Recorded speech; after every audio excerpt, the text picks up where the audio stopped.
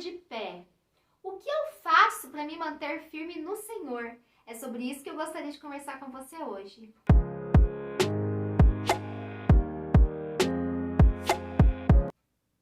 Eu acredito que você, assim como eu, quer se manter de pé, não é?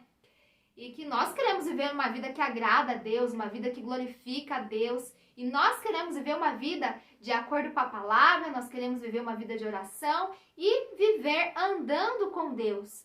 Mas nós sabemos que quando nós nos convertemos, quando nós nos tornamos cristãos, quando nós recebemos Jesus Cristo como nosso único e suficiente Salvador e reconhecemos totalmente que nós somos pecadores, que nós precisamos de Jesus, e daí nós nos arrependemos de todo mal e nós estamos dispostos a viver uma nova vida com Cristo. E a palavra do Senhor diz que aqueles que estão em Cristo é uma nova criatura, que as coisas velhas já se passaram, eis que tudo se fez novo. E logo nós nos deparamos com essa nova forma de viver, que é totalmente diferente do padrão do mundo e que com certeza é um estilo de vida que precisa ser aprendizado. E no meio dessa nova jornada de fé em Deus, nós encontramos muitos obstáculos e muitas dificuldades. Então, como que eu faço para mim não cair, para mim continuar firme, obedecendo ao Senhor e fazendo a vontade dEle? Eu acredito que nós precisamos ser muito sinceros com nós mesmos, que nós precisamos perceber as nossas próprias fraquezas e pedirmos para o Senhor apontar as nossas fraquezas e deixar que Ele trabalhe sobre isso nas nossas vidas. Porque as nossas fraquezas de hoje são potenciais pedras de tropeço no dia de amanhã. Quando eu falo a respeito desse assunto, eu lembro muito da história de Judas. Eu lembro que Judas Iscariotes, ele era aquele que guardava a bolsa de dinheiro durante o ministério de Jesus Cristo. Porém, Judas, ele tinha um grande problema, que é o problema com dinheiro. Então, no Evangelho de João, ele fala a respeito de Judas, que Judas, ele era ladrão. Naquela ocasião em que Jesus é ungido por aquele perfume muito caro, se não me engano, ele custava 300 denários, 300 dias de trabalho. E ali ele fala, por que essa mulher está desperdiçando esse perfume? Esse perfume poderia ter sido vendido e dado aos pobres. Mas se isso acontecesse, se esse perfume fosse vendido, o dinheiro desse perfume ficaria com Judas, ficaria com ele. E ele iria roubar parte do dinheiro ganho por esse perfume. E nós vemos que se Judas tivesse ter sido sincero com Jesus e falado para ele que a fraqueza dele era o dinheiro, com certeza ele seria tratado e ele não entregaria Jesus Cristo por 30 moedas de prata. Mas eu acredito que todas as coisas cooperam para o bem e Jesus escolheu especificamente Judas. E Judas era aquele que iria entregar Jesus. Então, no caso dessa história, isso já estava previsto que iria acontecer. Isso precisava acontecer para que Jesus viesse salvar a humanidade. Mas nós vemos também ao longo da Bíblia diversas pessoas que tinham fraquezas. Fraquezas de todos os tipos.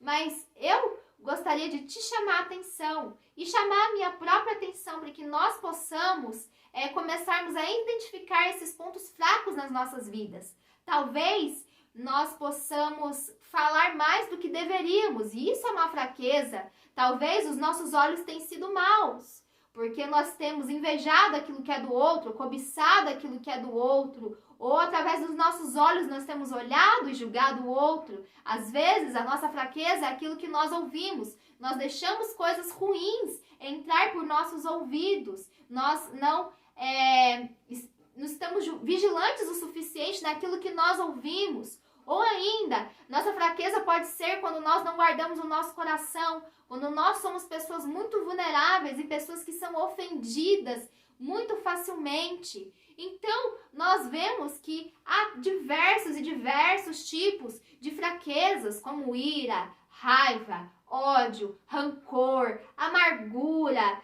e tantos outros, como preguiça, avareza.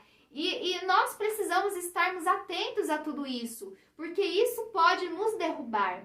Quando nós somos atacados pelo nosso nosso inimigo, e quando nós nos convertemos, nós vamos para o lado de Deus. E aí nós temos o lado do inimigo, porque ele não está satisfeito com a nossa conversão, ele não está satisfeito em nós mudarmos de lado, e irmos para o lado da luz. Quando ele vem nos atacar, ele vem para o nosso lado fraco. Ele não vem nos atacar onde nós somos fortes, nos sentimos fortes. E ainda a própria força pode se tornar uma fraqueza, porque nós às vezes pensamos que somos muito bons em determinadas áreas e com isso nós acabamos não dependendo de Deus. E isso também se torna um erro, porque nós precisamos depender de Deus para tudo.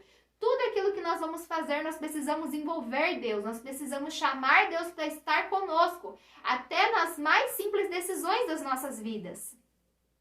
E seguindo esse raciocínio, quando nós olhamos no livro de Mateus, no capítulo 4, quando Jesus é tentado, o texto fala que Jesus teve fome. E ali o inimigo, Satanás, ele viu uma oportunidade de tentar Jesus, de fazer com que Jesus caísse. Porém, Jesus saiu vencedor da tentação, ele prevaleceu contra o mal. Mas nós temos também isso como um alerta, porque o inimigo, ele vem na nossa fraqueza, no dia que nós estamos nos sentindo mais fracos, então nós precisamos tomar cuidado. Então, essa é uma das dicas que eu poderia dar para nós nos mantermos de pé. Porque quando nós observamos naquilo que nós estamos vulneráveis ou fracos, e nós entregamos isso para Deus, nós pegamos a força dele, nós pedimos a força dele, nós fomos fortalecidos pelo Senhor. E além disso, o nosso próprio caráter é mudado, a nossa própria mente é mudada. Então, naquilo que nós somos extremamente vulneráveis, com Deus, isso pode se tornar uma área tratada nas nossas vidas, com certeza uma área que vai se tornar forte nas nossas vidas, e vai ser um lugar onde muito dificilmente nós iremos errar, nós iremos cair, nós iremos pecar. Então é sobre isso que eu gostaria de conversar com você, que nós possamos agora ter essa visão e meditar, a respeito disso, e olharmos para nós mesmos e vermos na onde nós temos errado assim com mais facilidade, e também para o Senhor nos mostrar essas áreas, que estão obscuras aos nossos olhos, para que nós possamos receber essa correção e não sermos uma presa fácil para o inimigo. É sobre isso que eu gostaria de conversar com você. Espero que essas palavras tenham chegado a um bom momento no seu coração, que tenha aberto os teus olhos, assim como os meus, e que também seja uma lembrança para nós nos nossos dias, Que Deus te abençoe a sua família, e até mais ver.